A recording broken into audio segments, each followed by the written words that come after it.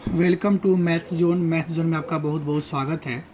आज हम लोग देखेंगे homework sheet complex number exercise 5.2 का होमवर्क शीट का तीसरा का पहला क्वेश्चन हम लोग देखने जा रहे हैं।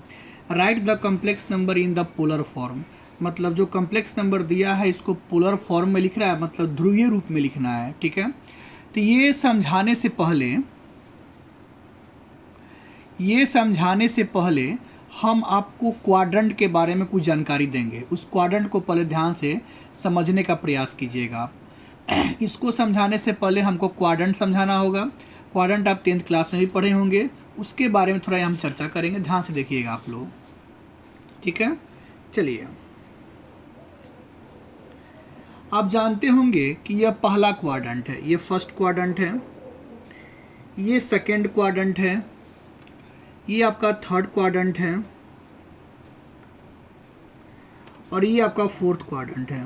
ठीक है, इस क्वाड्रेंट में होता है प्लस और प्लस, इस क्वाड्रेंट में होता है माइनस और प्लस, इस क्वाड्रेंट में होता है तीसरा में माइनस माइनस और चौथा में होता है प्लस माइनस।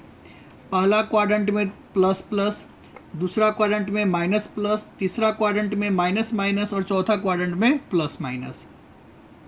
अच्छा, त्रिकोणमिति का ट्रिग्नोमेट्रिक 6 गो फंक्शन होता है। कै गो होता है? 6 गो।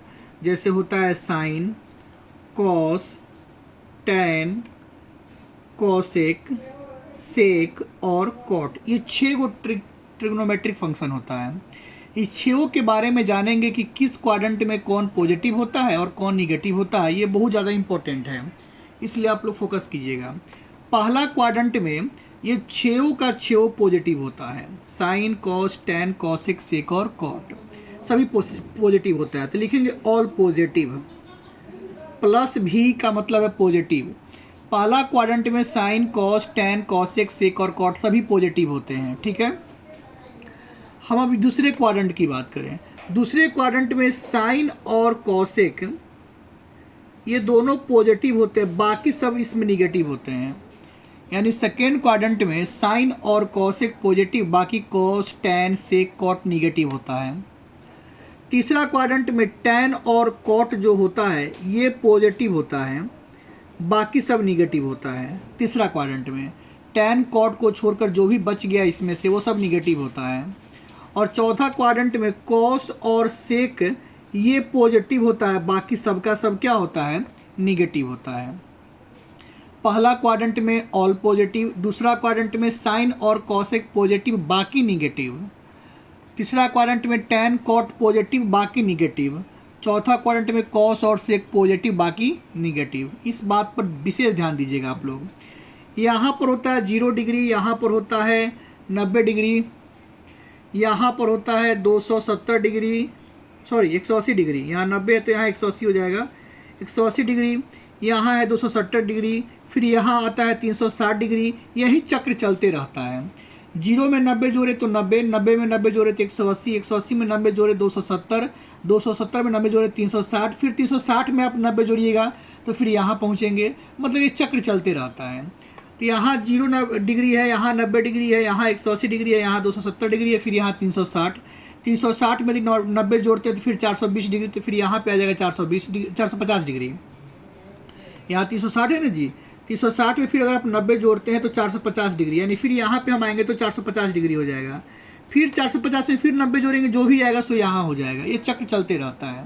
ठीक है, एक विशेष ध्यान जो हम समझाने जा रहे हैं उसको विशेष ध्यान देकर आप समझिएगा, जो विशेष बातें हम सिखाने जा रहे हैं। अगर 180 है यहाँ पर, मान लीजिए, मान क्या लीजिए है, अगर 180 में कुछ अगर हम जोड़ते हैं तो हम यहाँ पहुँचेंगे आगे, और 180 से हम कुछ घटाएंगे तो यहाँ पहुँचेंगे, यहाँ पीछे। अगर 270 में कुछ जोड़ते हैं हम तो हम आगे जाएंगे, और 270 से कुछ घटाते हैं तो पीछे आएंगे। यहाँ 360 है, 360 में कुछ जोड़ेंगे तो आगे जाएंगे, और कुछ घटाएंगे तो पीछे आएंगे। 90 में कुछ जोड़ेंगे तो आगे आएंगे, कुछ घटाएंगे तो पीछे आएंगे। इस बात का विशेष ध्यान आपको रखना पड़ेगा। और हम थीटा के लिए आपको पढ़ाए हैं कि पहला क्वाड्रेंट में थीटा बराबर अल्फा होता है, दूसरा क्वाड्रेंट में थीटा बराबर पाई माइनस अल्फा होता है, तीसरा क्वाड्रेंट में थीटा बराबर माइनस पाई माइनस अल्फा होता है, और चौथा क्वाड्रेंट में थीटा बराबर माइनस अल्फा होता है। ये बात हम पहले पढ़ाए हुए हैं। तो इस क्वाड्रेंट के बारे में आप विशेष ध्यान अपने ब्रेन में रखिएगा, ताकि क्वेश्चन जो भी हम बनाएंगे तो पूरा अच्छे से आपको समझ में आएगा। चलिए एक बार और रिपीट कर देते हैं। पहला क्वाड्रेंट में ऑल पॉजिटिव, दूसरा क्वाड्रेंट में साइन और कॉसेक पॉजिटिव बाकी निगेटिव, तीसरा क्वाड्रेंट में टैन कॉट पॉजिटिव बाकी निगेटिव, चौथा क्वाड्रेंट में कॉस सेक पॉजिटिव बाकी निगेटिव। चलिए अब आते हैं क्वेश्चन की तरफ। हमारा यही क्वेश्चन था। चलिए इसको बहुत ध्यान से हम लोग बनाने का प्रयास करते हैं। चलिए ध्यान दीजिए यहाँ पे सॉल्यूशन। यहाँ पर 13 है तो हमने 13 रहने दिया, ठीक है, इस बात पर ध्यान से देखिएगा। अच्छा ये कॉस है तो हम कॉस रहने दिए। इस 3 पाई बाई 4 को हम पाई माइनस पाई बाई 4 लिख सकते हैं। यह जो 3 पाई बाई 4 दिख रहा है आपको, इसको हम पाई माइनस पाई बाई 4 लिख सकते हैं। तो ये बन जाएगा 4 पाई में से पाई गया 3 पाई बाई बटा 4, ठीक है, ये मिल जाएगा। फिर प्लस है आयोटा साइन 3 पाई बाई 4 को हमने लिख दिया पाई माइनस पाई बाई 4, ठीक है, बटा 14 है। फिर है कॉस पाई बाई 2 तो cos pi by 2 plus iota sine pi by 2 तो आयोटा साइन पाई बाई 2, इसको हमने ज्यों का त्यों लिखा। यहाँ तक उम्मीद करते हैं आपको कोई परेशानी नहीं है। चलिए अब आगे ध्यान दीजिएगा। ये पाई जो है, पाई में से कुछ घट रहा है, यहाँ ध्यान दीजिएगा। यहाँ ध्यान, अभी हम सिखाए हैं 180 को पाई बोलते हैं, 180 को क्या बोलते हैं, पाई बोलते हैं। तो पाई में से कुछ घट रहा है, यहाँ देखिएगा पाई में से कुछ घट रहा है। तो जब पाई में से हम कुछ घटाएंगे तो हम इधर पीछे जाएंगे, यानी कि इस क्वाड्रेंट में। और इसमें साइन और कॉसेक पॉजिटिव होता है, बाकी निगेटिव होता है। तो कॉस है तो ये निगेटिव हो जाएगा कॉस, और ये पूरा खत्म हो जाएगा, केवल थीटा बचेगा, यानी पाई बाई 4 केवल बचेगा, प्लस आयोटा। अब इसकी हम बात करते हैं। पाई में से जब कुछ घटा रहा है, इसमें से पाई में से कुछ घट रहा है, तो पाई में से जब कुछ घटेगा तो यहाँ हम पहुँचेंगे, यहाँ पे साइन पॉजिटिव होता है, ये साइन साइन ही रह जाएगा पॉजिटिव, और ये खत्म हो जाएगा, केवल पाई बाई 4 बचेगा, केवल क्या बचेगा, पाई बाई 4। क्लियर। चलिए अब ध्यान दीजिए। 14 है तो 14 cos pi by 2 plus iota sine pi by 2। हम उम्मीद करते हैं यहाँ तक आप समझ गए होंगे, ठीक है। अब हम आगे बढ़ते हैं। यहाँ ध्यान दीजिएगा। 13 है तो 13 माइनस कॉस पाई बाई 4, यहाँ पर है क्या, कॉस पाई बाई 4। इसको अभी ज्यों करते हैं, एक बार हम यहाँ पर लिख देते हैं, minus cos pi by 4 plus iota sine pi by 4। एक बार यहाँ पर फिर से लिखते हैं इसको। फिर नीचे है 14 cos pi by 2 plus iota sine pi by 2। Clear. चलिए अब जरा यहाँ ध्यान से देखिएगा आप लोग। 13 का 13 माइनस का minus cos pi by 4, pi by 4 मतलब 45 डिग्री, तो कॉस 45 का मान होता है 1/√2 प्लस आयोटा है तो आयोटा साइन 45 हो गया, साइन 45 का मान भी होता है 1/√2 बटा 14। यहाँ हो गया कॉस 90, यहाँ पर क्या हो गया, कॉस 90, यहाँ पे हो गया कॉस 90, कॉस 90 का मान क्या हो गया 0 प्लस आयोटा साइन 90, तो साइन 90 का मान क्या होता है 1, ठीक है। चलिए तो ये हो गया 13 माइनस 1/√2 प्लस आयोटा 1/√2 बटा 14 इंटू 0 तो खत्म ही हो जाएगा, तो केवल क्या बचेगा आयोटा, ठीक है। अब देखिए ये 13/14, एक बार बहुत ध्यान से समझिएगा, बहुत ध्यान से देखिएगा। इस 13/14 को हम एक साथ लिख दे रहे हैं, ठीक है, और ये हो जाएगा माइनस 1/√2 प्लस आयोटा 1/√2 इंटू ये जो नीचे आयोटा है, इसको 1 आयोटा हम करके अलग से लिख दिए हैं। नीचे आयोटा है तो 1 आयोटा हम लिख दिए हैं। अब ध्यान से समझिएगा, यहाँ पे 13/14 हो गया, फिर माइनस 1/√2 हो गया प्लस आयोटा 1/√2 √2 हो गया इंटू 1/i का वैल्यू हम पढ़ाए हैं -i होता है। 1/i का हम वैल्यू पढ़ाए हैं कि -i होता है, इसका वैल्यू होता है -i। ये बात हम पढ़ाए हुए हैं, ठीक है। अब ध्यान से आगे समझिएगा। चलिए ध्यान दीजिए। तो अभी जो हमारा आया था वो क्या आया है, 13/14, पीछे हमारा यही आया है, -1/√2 प्लस आयोटा 1/√2 यही आया है, और इंटू में था -i। अब यह जो माइनस हम यहाँ पर साथ में लगा देंगे तो -13/14, इस माइनस को हम यहाँ पे लगा दिए। अब आयोटा से जब इसमें गुना करेंगे तो -1/√2 आयोटा, फिर प्लस आयोटा से इसमें गुना करेंगे तो आयोटा स्क्वायर 1/√2, तो ये हो जाएगा -13/14, और ये हो जाएगा -1/√2 आयोटा प्लस इसका वैल्यू होता है -1/√2, तो -13/14, तो ये हो जाएगा -1/√2 आयोटा प्लस माइनस -1/√2। क्लियर, ध्यान से समझिएगा।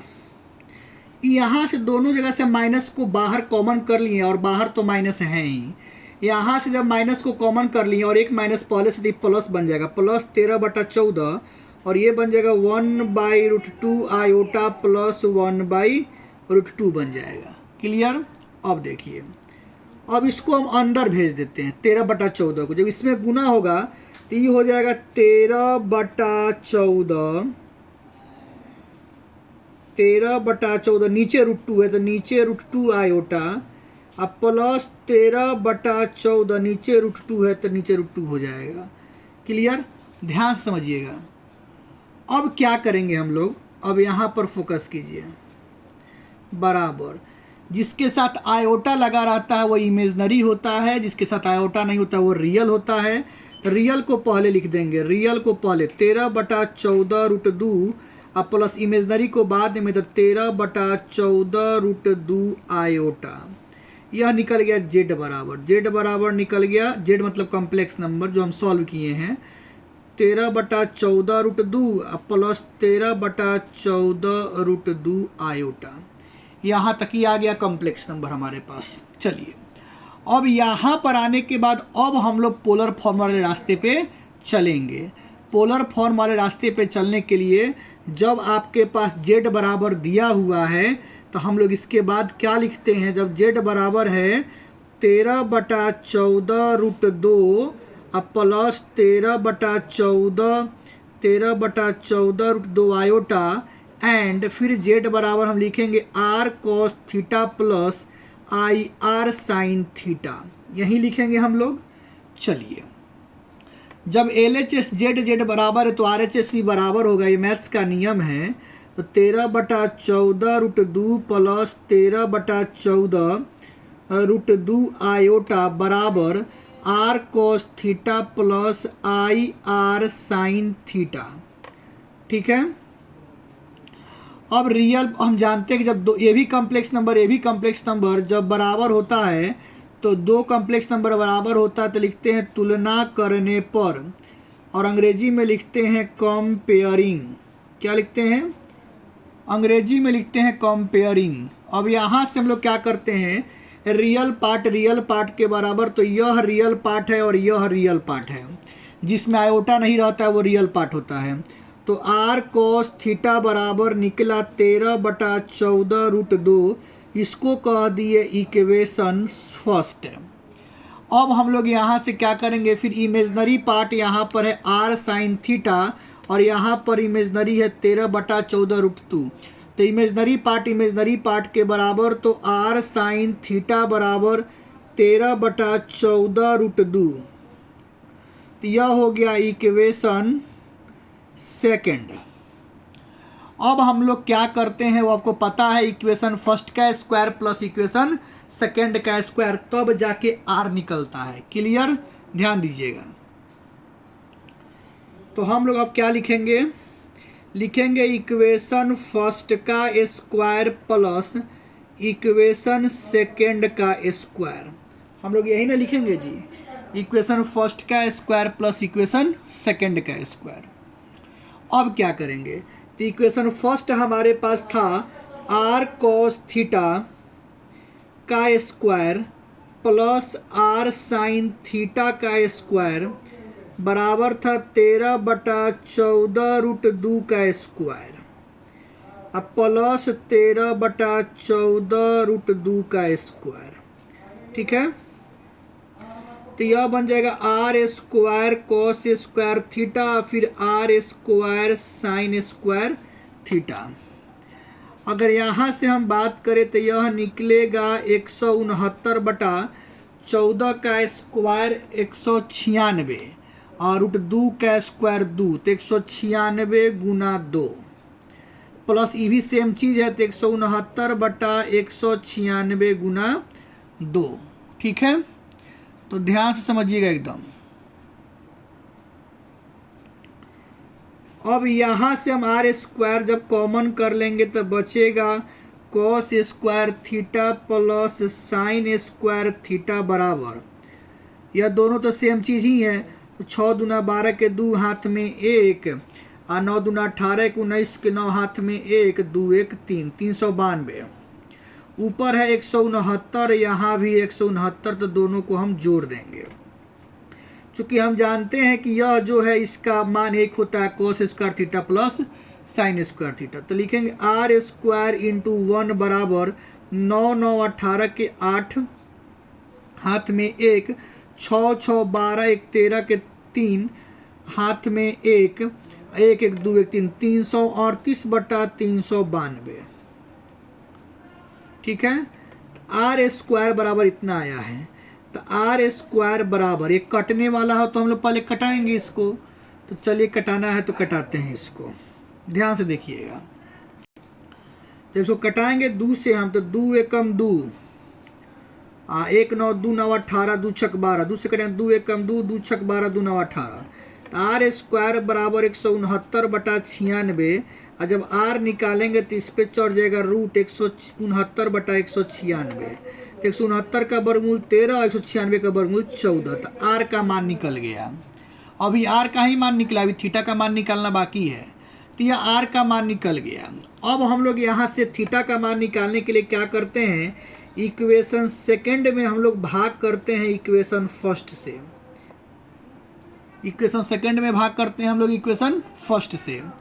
अब हम ध्यान से देखिएगा, जब हम लोग भाग करते हैं इक्वेशन सेकंड में इक्वेशन फर्स्ट से, तो इक्वेशन सेकंड में है आर साइन थीटा और फर्स्ट में है आर कॉस थीटा। सेकंड में था 13/14 और फर्स्ट में भी था 13/14 आर से आर खत्म, इसे पूरा खत्म, तो यहाँ से बचेगा tan थीटा बराबर 1। अब क्वेश्चन में ही देखना था कि वह किस क्वाड्रेंट में है, तो ध्यान दीजिएगा, हमारा z बराबर यह निकल कर आया था यहाँ पे, तो यह निकल कर आया था, दोनों प्लस ही है, जब दोनों प्लस रहता है तो किस क्वाड्रेंट में, फर्स्ट क्वाड्रेंट में आता है, हम पढ़ाए हैं। तो यहाँ पर आपको लिख देना है कि यह हमको फर्स्ट क्वाड्रेंट लेकर चलना है। ठीक है, अब यहाँ से हम थोड़ा सा रफ का काम करते हैं, किसका काम करते हैं, रफ का, ये बात हम सिखाए हुए हैं। रफ में लिखते हैं tan अल्फा बराबर, यहाँ पर थोड़ा सा जगह, एक मिनट फिर से लिख देते हैं, tan अल्फा बराबर mod y/x लिखते हैं। तो वो y आपका है 13/14 और x भी सेम चीज़ है 13/14। ये था tan अल्फा बराबर, दोनों कट गया, तो tan अल्फा बराबर निकला mod 1, तो tan अल्फा बराबर 1 निकला, तो tan अल्फा बराबर tan 45 डिग्री, tan 45 डिग्री का मान 1 होता है, tan से tan खत्म, अल्फा बराबर 45 डिग्री, और 45 डिग्री को लिखते हैं π/4। यह बात हम बहुत बार बता चुके हैं, क्या हो गया π/4। π/4 क्यों, क्योंकि 45 में हम π/180 से गुना कर देते हैं। तो जब यहाँ पर निकल गया तब हमको यहाँ से थीटा का मान निकालना था, तो थीटा बराबर फर्स्ट क्वाड्रेंट में होता है अल्फ़ा, तो थीटा बराबर अल्फ़ा का मान आ गया π/4। तो अब हमको निकालना है यहाँ से पोलर फॉर्म, पोलर फॉर्म को कहते हैं ध्रुवीय रूप, वह होता है जेड बराबर R into cos theta plus i sine theta. R तो हमारा पहले ही निकल चुका है। आप देखिए आर हमारा निकला है यहाँ पर 13/14, तो लिखेंगे 13/14। बात समझ में आ रहा है कि नहीं आ रहा है? और फिर है कॉस थीटा, तो कॉस थीटा का मान क्या हो गया π/4 प्लस आयोटा साइन थीटा का मान हो गया π/4। तो यही हो गया आपका पोलर फॉर्म। बहुत ही शानदार एवं जानदार क्वेश्चन था, बहुत ही बेहतरीन क्वेश्चन था। तो हम उम्मीद करते हैं आप समझ गए होंगे। और जिस विद्यार्थी को अगर हमसे जुड़ना हो ऑनलाइन या ऑफलाइन क्लास में, तब हमारे 9128595909 नंबर पे कॉल कर सकते हैं और विशेष जानकारी आप ले सकते हैं। तो चलिए आज के लिए इतना ही। बहुत बहुत धन्यवाद।